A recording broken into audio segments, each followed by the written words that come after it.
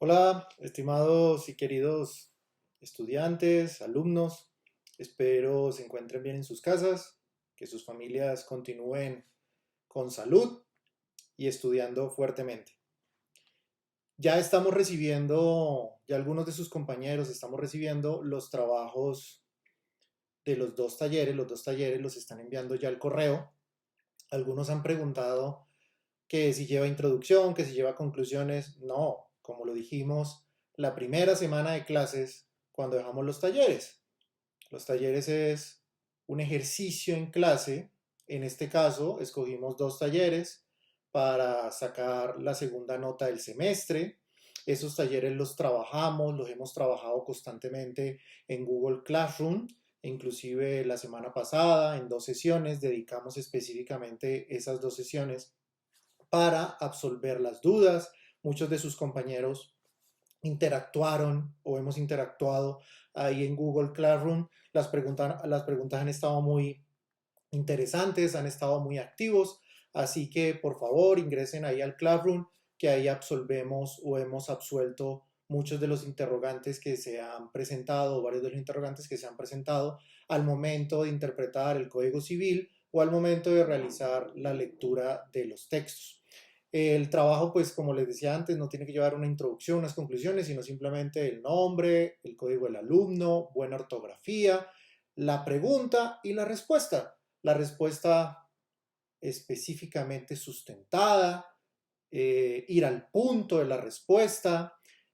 De ahí se puede citar, bien sea en norma APA, porque algunos me han preguntado que si en norma APA o en norma Chicago, como ustedes deseen citarlo, bien sea norma APA o norma Chicago, la fuente bibliográfica en donde ustedes se soportaron para la respuesta y la fuente legal, que en principio pues tenemos que es el Código Civil y el Código Mercantil. Mandamos el texto Inestrosa, algunos me han preguntado, que son los apuntes de clase del texto Inestrosa. Es un texto básico y que obviamente sirve de apoyo para aquellos alumnos que no tienen el texto completo de Inestrosa. Que si se puede utilizar de fuente bibliográfica los apuntes o el texto digital que les compartí para que desarrollaran las preguntas, claro que sí, lo pueden citar perfectamente, es una fuente bibliográfica, pueden ingresar a la biblioteca de la Universidad Externado de Colombia de manera virtual y ahí está el texto en biblioteca. Como se podrán dar cuenta, el texto está digitalizado y lleva los sellos de biblioteca, sino que son o fueron apuntes del profesor Inestrosa cuando él estaba en vida, que después se transformaron en lo que ustedes ya tienen en el texto que estamos manejando en clase. Que si pueden utilizar otros textos de obligaciones, claro que sí, lo pueden utilizar. Que si pueden citar dos fuentes bibliográficas, claro que sí lo pueden citar. Lo importante también es que además de citar la fuente bibliográfica, lo coloquen en un apartado de bibliografía. Texto tal, texto tal. Lo mínimo es que tengamos una fuente bibliográfica o dos fuentes bibliográficas y la fuente legal, vuelvo y repito, la del Código Civil y Código Mercantil. No es más, es algo muy sencillo, es algo muy práctico. Los que han visto y estudiado los temas aquí en las sesiones y en las clases virtuales y en las charlas virtuales y hemos interactuado en Google Classroom, pues se les hará muy fácil, ¿cierto? Realizar un buen taller que creo que la mayoría. Vayan por un buen trabajo, no se preocupen, háganlo a conciencia. Lo importante es que, vuelvo y repito, buena ortografía, por lo menos que esté justificado, que esté marginado, ¿cierto? Con márgenes, el trabajo, a una sola letra, ojo con cortar y pegar, ¿no? Pilas con eso, es hacer un buen trabajo. No es hacer un trabajo, una monografía, como les dije en sesiones pasadas, sino hacer, vuelvo y repito, un buen ejercicio de clase para obtener una buena nota que yo de seguro creería que la van a obtener esa buena nota porque la mayoría han estado juiciosos, las reproducciones siguen creciendo del video. No sé si tal vez de pronto otros alumnos de otros cursos están ingresando o algunos compañeros de ustedes están ingresando a ver los videos. Muchas gracias también por eso, muchas gracias ahí por los likes. Eh, y pues vuelvo y repito, van a obtener un buen trabajo. No se les olvide suscribirse aquí al canal, activar la campanita, suscribirse, Ahí en la descripción, como siempre, colocamos el código del aula virtual de la sesión de hoy para que ustedes ingresen. Importante que ingresen al Google Classroom y se suscriban al canal. Yo sé que la mayoría están ya suscritos al canal de YouTube, pero importante que todos se suscriban porque pues con eso sabemos si todos están ahí activos, pendientes, que yo sé que la mayoría de recibir las orientaciones por parte mía. Los felicito, están muy juiciosos, vamos a sacar adelante y seguiremos sacando adelante la asignatura. Muchas gracias también por preguntar, eso también me mantiene a mí como docente también pendiente de ustedes, cómo están manejando los textos, los felicito por eso. Vamos a ver hoy el tema de la confusión. El tema de la confusión es un modo de extinguir las obligaciones y es también un modo de extinguir las obligaciones que está desarrollado en el Código Civil de una manera breve. ¿Por qué? Porque lo encontramos entre el artículo 1724 del Código Civil y el artículo 1728 del Código Civil. O sea, está muy concretico, pero la doctrina, digamos, que nos ayuda a ampliar también ese tema y lo encontramos en las páginas 751 y siguientes del texto de Inestrosa. Lo encontramos ahí también desarrollado el tema de la confusión.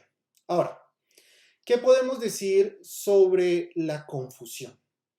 ¿O qué noción encontramos sobre la confusión? Lo primero que tenemos que tener en cuenta es que la finalidad de la extinción de toda obligación es que termine quedando o quede un solo sujeto, ¿no? Un solo sujeto, un solo objeto, que ese es el fin realmente de la extinción o de todo modo de extinguir las obligaciones, que quede un sujeto.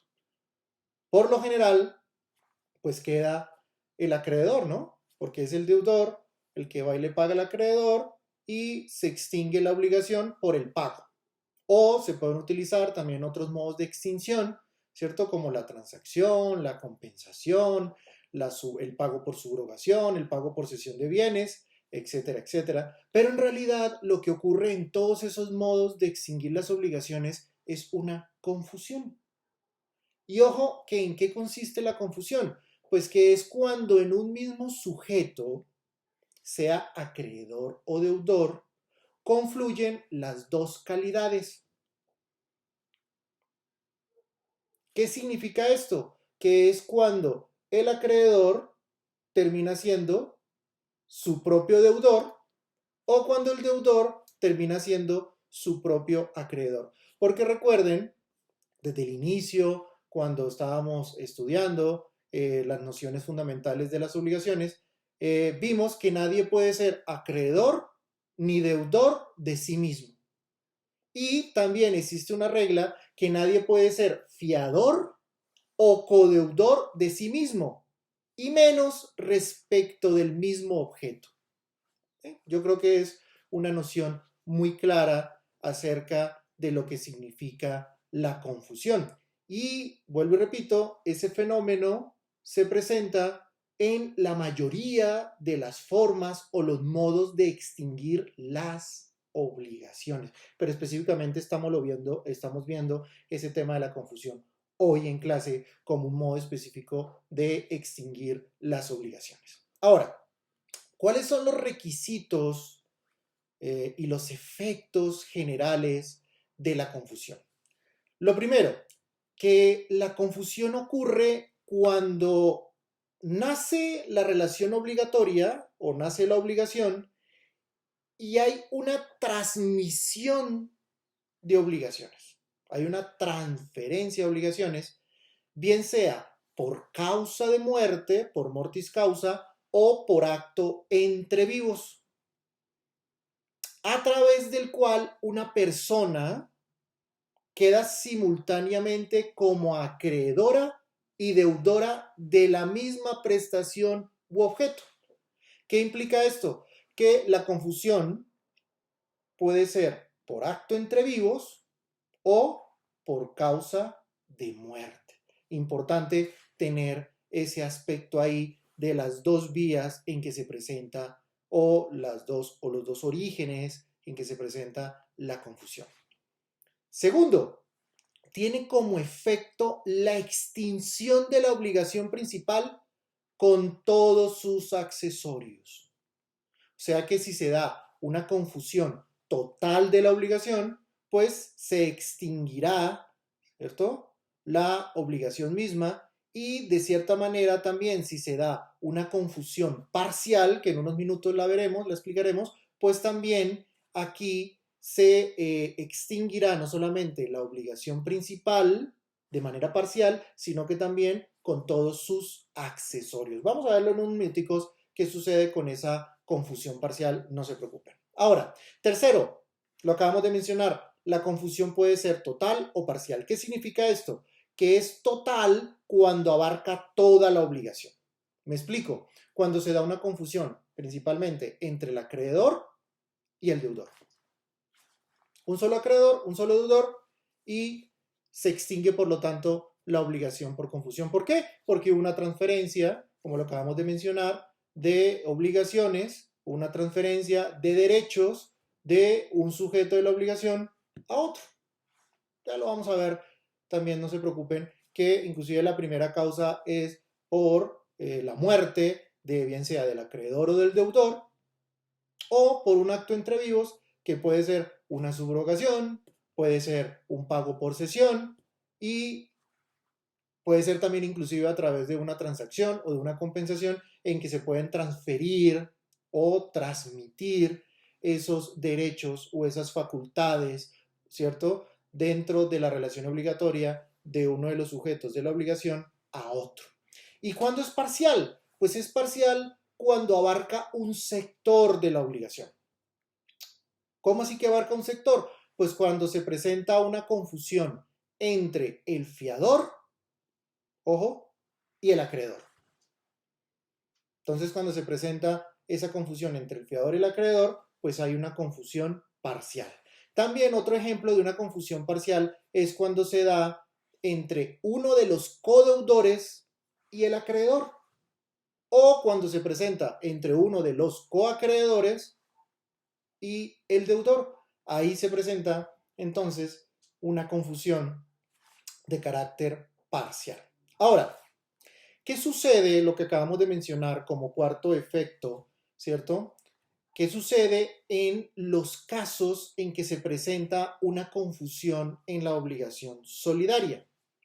Pues si se presenta una confusión en la obligación solidaria, solo extinguirá la cuota del deudor que se confunde o del codeudor que se confunde, y en cualquier caso el acreedor podrá dirigirse contra los deudores restantes, contra los codeudores restantes, por las cuotas faltantes o por el saldo que falta.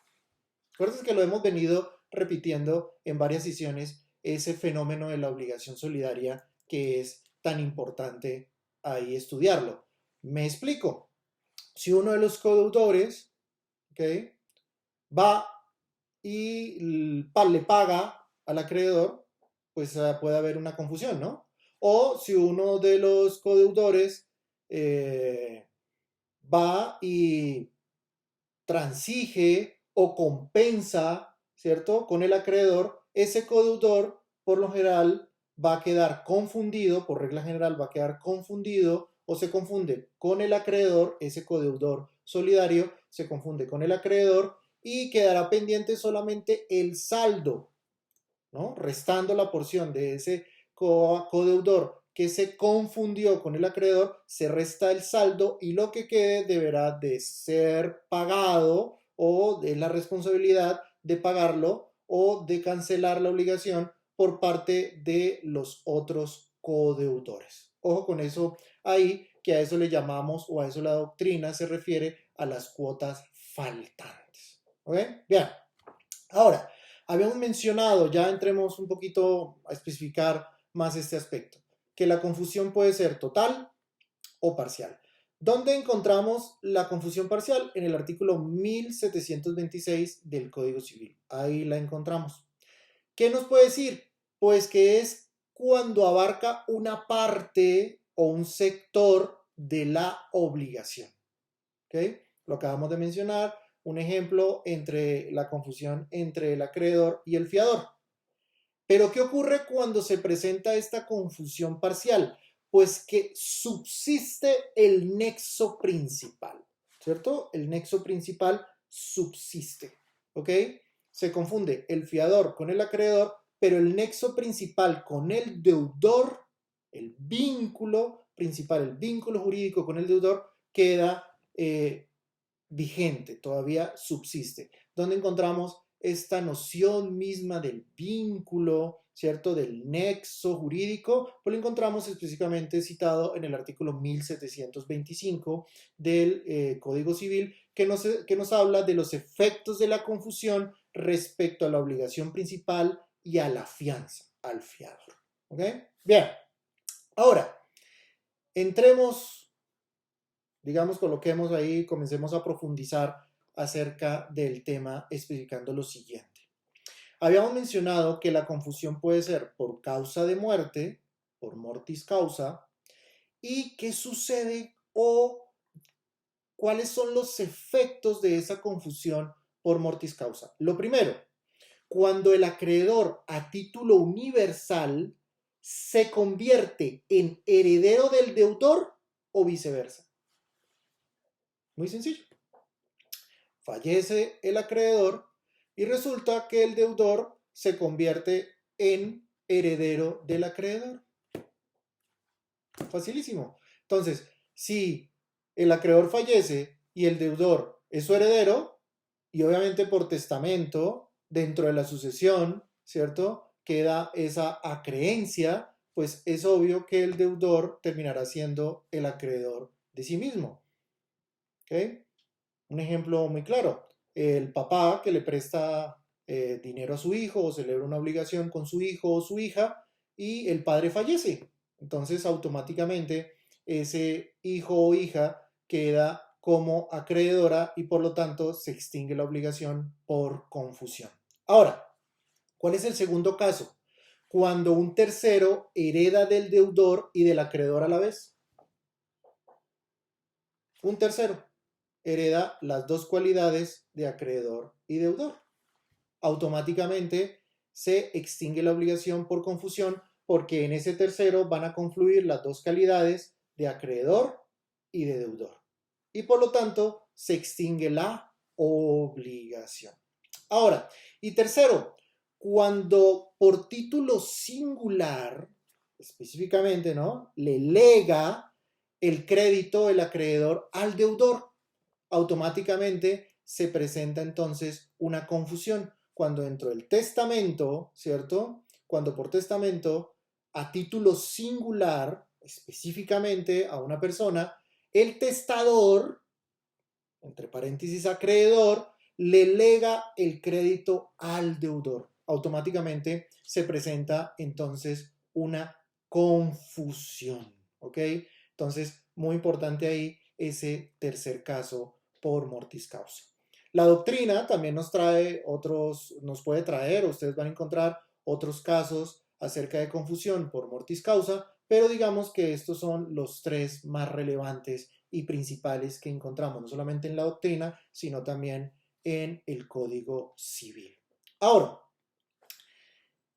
otros medios a través de los cuales se da la confusión, pues habíamos mencionado cuando existe una transferencia o una transmisión entre vivos frente al crédito que origina, ¿cierto? Bien sea la cesión de la herencia, yo puedo ceder la herencia y entonces al ceder la herencia se puede presentar una confusión porque es el título, ¿cierto? O el crédito que origina, por lo tanto, la confusión que puede ser a través de la cesión de la herencia, de la subrogación, puede presentarse también esa, lo que acabamos de mencionar hace unos minutos, unos instantes, esa transmisión o transferencia de derechos o de facultades entre el fiador y el acreedor o entre uno de los codeudores y el acreedor, porque acuérdese que si uno de los codeudores cancela toda la obligación, automáticamente opera la subrogación legal y ese codeudor, ese deudor solidario que ha cancelado toda la obligación por ministerio de la ley, ¿cierto? Por subrogación legal, se convierte en acreedor de los demás deudores solidarios, restando obviamente su porción, restando la porción, ¿cierto?, que le correspondía a ese deudor solidario que se ha convertido en acreedor. ¿Ok? Ahora, también tenemos la cesión del crédito. En la cesión del crédito también se presentan confusiones. También tenemos un ejemplo a nivel del derecho mercantil, ¿cierto? Que es cuando se fusionan las sociedades. Cuando hay una fusión de sociedades, también se puede generar o se presenta una confusión y por lo tanto una extinción de la obligación. Ahora, se puede presentar también en la novación. Dentro de la novación se pueden presentar confusiones. Sí, también se pueden presentar confusiones dentro de la novación específicamente. Lo que sucede es que como cuando, recuerden que estudiamos la novación, en la novación yo manifiesto el animus novandi y por lo tanto al manifestar yo el animus novandi, pues estoy frente a una novación. Pero si lo vemos con lupa, ¿cierto? Si lo vemos bajo el microscopio ahí que tenemos nosotros ahí en nuestra aula de clase, nuestro microscopio ahí jurídico, pues encontramos que en el núcleo mismo de la novación se presentan también confusiones, ¿no? Confusiones desde el punto de vista de los sujetos, porque acuérdese que la confusión opera desde el punto de vista subjetivo, acreedor y deudor, como lo hemos mencionado y explicado en la noción misma, en la noción jurídica de confusión. Ahora, en las transacciones se pueden presentar confusiones, claro que sí, ¿no? El acreedor le puede transferir o transmitir facultades o derechos a ese deudor y el deudor de manera que viceversa. Lo que sucede es que las partes van a manifestar específicamente que están frente a un contrato de transacción y lo están celebrando con el fin de precaver o prever un litigio. Pero si lo vemos así con la lupa, con el microscopio, pues encontramos que en el núcleo mismo de la transacción se presenta una confusión o se pueden presentar confusiones. Ahora, en la compensación, claro, acuérdense que en la compensación cuando la estudiamos hay deudores o las deudas son recíprocas, ¿no? Hay deudores y acreedores recíprocos. Entonces, no es de extrañar que dentro de la compensación también se presente esta figura o este modo de extinguir las obligaciones como lo es la confusión. Entonces, encontramos que técnicamente la confusión como que es un modo de extinguir las obligaciones que se encuentra presente en todos los demás modos, ¿cierto?, de extinción de la obligación que hemos estudiado hasta ahora. Bien, ahora, ¿cuáles son los efectos específicos? Los efectos específicos cuando se presenta una confusión por acto entre vivos. ¿Ok? Lo primero, pues que se extinguen las cauciones, las garantías, los derechos accesorios, automáticamente aquí se extinguen, ¿ok? Bien sea total o parcial.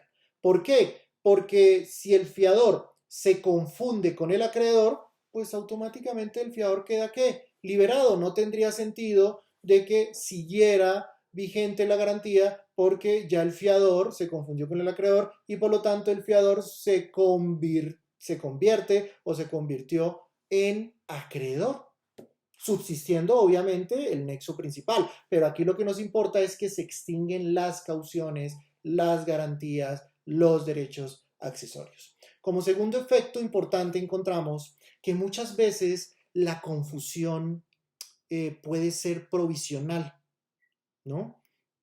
¿Qué significa provisional? Que puede presentarse por un lapso de tiempo.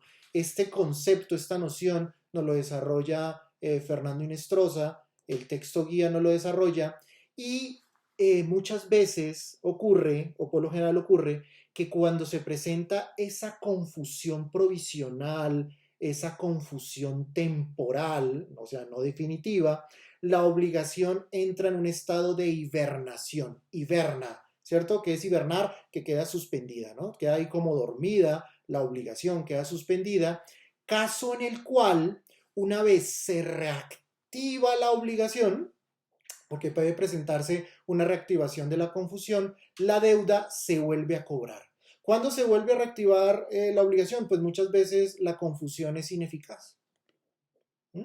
O la confusión es inválida, no cumple también con los requisitos para la validez del acto jurídico, ¿cierto? Es inválida o soporta una nulidad, soporta un vicio, la confusión, que provoca la anulación, ¿cierto? De ese modo de extinguir como es la confusión. Un ejemplo, se anula el pago por subrogación, se presenta un vicio en el pago por subrogación y por lo tanto la confusión no va a operar, ¿cierto? O va a ser ineficaz o va a ser inválida y por lo tanto esa obligación que estaba confundida, que ya supuestamente se había extinguido por confusión y que estaba suspendida, que estaba hibernando, vuelve y se reactiva. Acuérdese que esa noción, ese concepto, también lo desarrollamos cuando vimos el contrato de transacción. Cuando vimos el contrato de transacción, mencionamos que el contrato de transacción podría anularse, ¿no? Podía soportar nulidades, caso en el cual, pues por lo tanto, la transacción quedaba invalidada, ¿ok? Entonces, fíjate que también si se presentan confusiones dentro de la transacción, pues eso hace que la confusión, ¿no? Nos revela mejor que la confusión puede ser definitiva o provisional. Ojo que es un concepto que nos lo desarrolla la doctrina moderna acerca del estudio mismo del derecho de las obligaciones. Ahora, lo acabamos de mencionar como tercer efecto importante, cuando el acreedor solidario y deudor se confunden.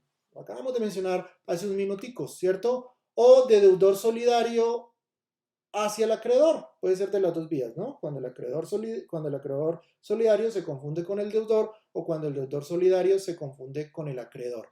Entonces, la obligación que ocurre, pues la obligación se extingue debiendo pagarle al acreedor sus respectivas cuotas, ¿cierto? O saldos que queden pendientes, ¿no? De acuerdo a la obligación, ¿ok?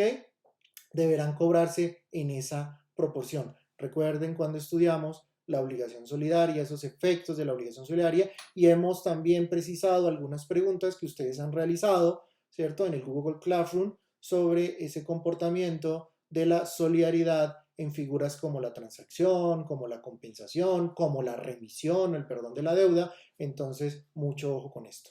Y cuarto, recordemos los casos de indivisibilidad, ¿no? O las llamadas excepciones a la divisibilidad que están contenidas en el artículo 1583 y que lo desarrollamos en clase cuando estudiamos las obligaciones divisibles y las obligaciones indivisibles. Recuerden esto, entonces aquí encontramos este cuarto efecto que está relacionado con el artículo 1583, que es que cuando la obligación es indivisible y se confunde la calidad de uno de los acreedores con el deudor, los otros acreedores mantendrán que su pretensión de la deuda, pero restando el monto de la creencia del deudor confundido. Ojo, que lo acabamos de mencionar técnicamente hace unos momentos cuando desarrollamos esa noción de qué sucede con la confusión en la obligación solidaria.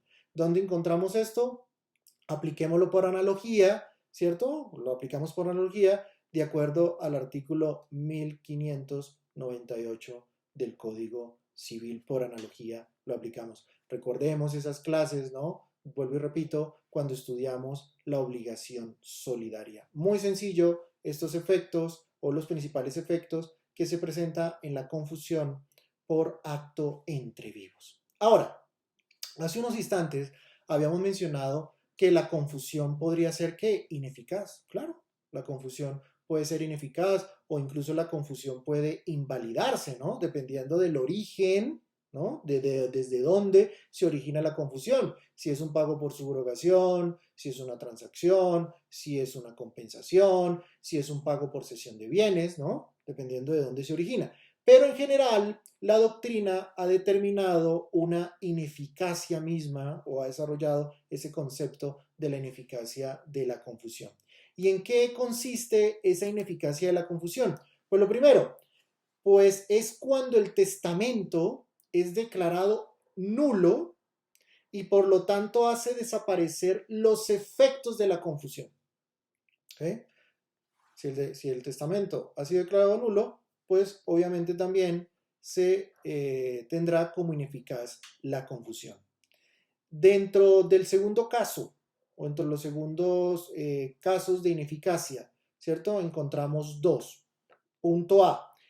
En la resolución o deshacimiento de la herencia con H, deshacimiento de la herencia, o fusión, ¿cierto?, de sociedades, entonces se presenta esa ineficacia de la confusión. ¿Qué significa deshacer? Pues cuando los herederos de común acuerdo o cuando las personas en vida, ¿no?, por acto entre vivos, determinan, bien sea deshacer la herencia de los herederos o deshacer, un ejemplo, el contrato de transacción. Por mutuo acuerdo, lo deciden deshacer. Entonces, si esto ocurre, pues obvio que la confusión será ineficaz, ¿no? Y por lo tanto la obligación volverá a reactivarse porque la confusión, ¿cierto?, había hecho que estuviera en hibernación, que estuviera ahí suspendida esa confusión y por lo tanto la obligación vuelve a reactivarse porque las partes han decidido deshacer la herencia, deshacer esa fusión de sociedades o deshacer esa transacción, ¿no?, o deshacer esa compensación, entonces obvio que será ineficaz. Y aquí como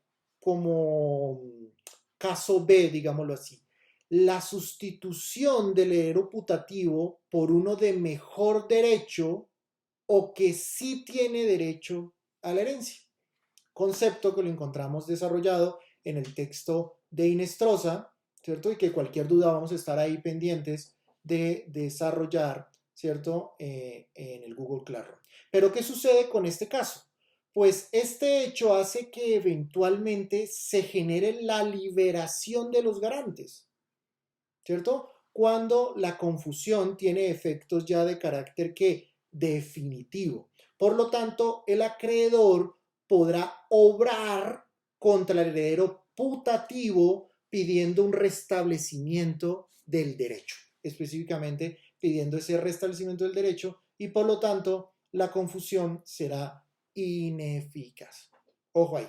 Entonces, mucho cuidado con esos efectos. Vimos que estos efectos de ineficacia de la confusión pueden presentarse también por causa de muerte, por mortis causa o por acto entre vivos. ¿Ok? Ahora, como nota ahí al margen, encontramos que en el Código Civil brasileño, es un caso muy específico, en el Código Civil brasileño, más exactamente en el artículo 384 del Código Civil brasileño, la ley dispone que cesando la confusión se restablece la obligación anterior con todos sus accesorios. ¿Okay? Entonces, que si la obligación dejó de estar hibernando, se declaró ineficaz y por lo tanto esa obligación que estaba hibernando, vuelve y se reactiva, ¿cierto? Independientemente de que se reactive esa obligación, se restablece la obligación con todos sus accesorios. ¿Qué ocurre aquí en Colombia? Pues lo hemos mencionado, ¿no? Que cuando se presenta la confusión, automáticamente ¿qué? Se liberan los garantes, ¿no? Se extinguen los derechos accesorios, se extinguen las cauciones, entonces es una diferencia que tenemos con el Código Civil brasileño y que es muy importante, digamos, o que nos puede servir de un ejemplo para ilustrar más ese efecto mismo de la ineficacia de la confusión.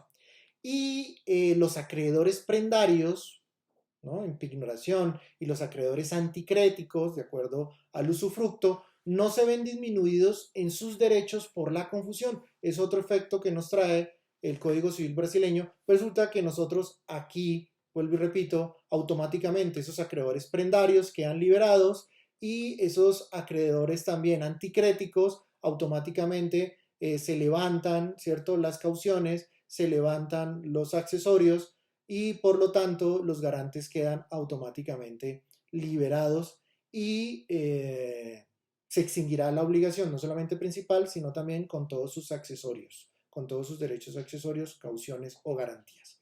Ahora, ¿dónde encontramos también desarrollado ese caso de la legislación brasileña? En la doctrina, ahí en el texto de Fernando Inestrosa, desarrollando el tema de la confusión. Cualquier duda, cualquier interrogante que se haya presentado, lo vamos a desarrollar ahí tranquilamente en Google Classroom. No se preocupen, yo sé que ustedes son muy juiciosos, pero creo que el tema en este aspecto del Código Civil brasileño ha quedado bien ilustrado, ¿no? Bien ilustrado junto con la diferencia de nuestro Código Civil.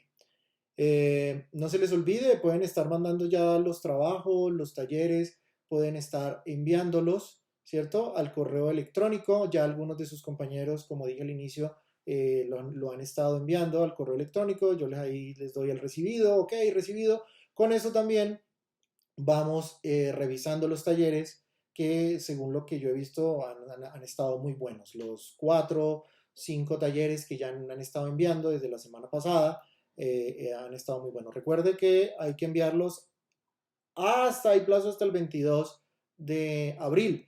Cualquier inconveniente que ustedes tengan, cualquier dificultad, comuníquense ahí con los representantes de curso, que también les agradezco nuevamente su función. Muchas gracias por estar comunicándonos. O por Google Classroom.